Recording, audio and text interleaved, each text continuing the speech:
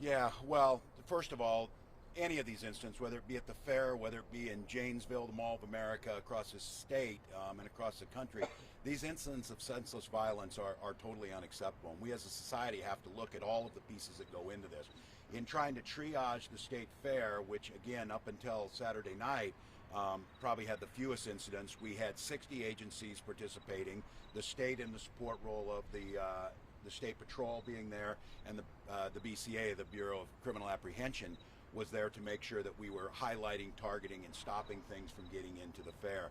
With that being said, we have to have a zero tolerance with this, and I can't say enough. What the state can do is, I can provide those resources that we have through the state patrol, but we've also saw a story in today's paper where highway deaths are up and trying to make sure we're balancing that. One of the biggest things we can do, and Lieutenant Governor talked about walking away from this deal. We have the largest package for public safety that's ever been proposed in Minnesota, and it was written by local officials. In some communities, that means hiring more police. In others, it means hiring more social and mental health care workers. In other, it means adding more equipment that they need. We need to make sure that we're doing that. And then I would say on this, imploring us to think about this.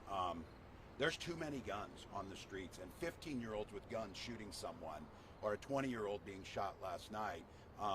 We have got to make it as difficult as possible for folks to be getting these guns. Whether how they're getting them, we need to know that. That's the work we're doing, partnering with the U.S. Attorney, with the U.S. Attorney Lugar, to make sure the alcohol, tobacco, and firearm folks are here. And then I would implore they're separate but equal branch. The legislature is too. I would implore them to think about coming back to session to pass these things that we need to get done, and then also making the case to our judicial branch. If someone's going to use a firearm in a crowded area where there's innocent people and children, there needs to be a heavy penalty for that.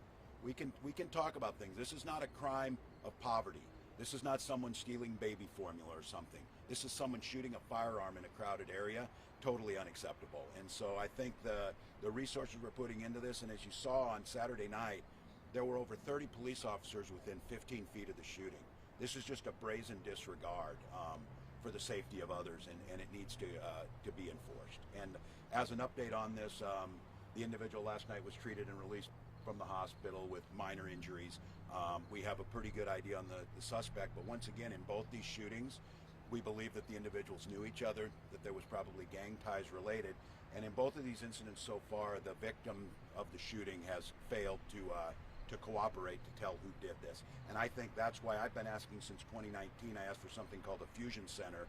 That's where the state is able to gather information from all these different agencies to make sure that we're tracking some of this interaction amongst these folks who repeats on this. But I would ask Minnesotans to think about this. The ages we're talking about in these two incidents, both victims and shooters, are probably between 15 and 21 years old. And that's going to mean triaging in the moment, but it's going to mean moving upstream to our schools, to our social services, to making sure that none of these little ones ever ends up in a situation as a victim or a perpetrator, because we're providing them all of the means necessary to make good choices and not be in that situation.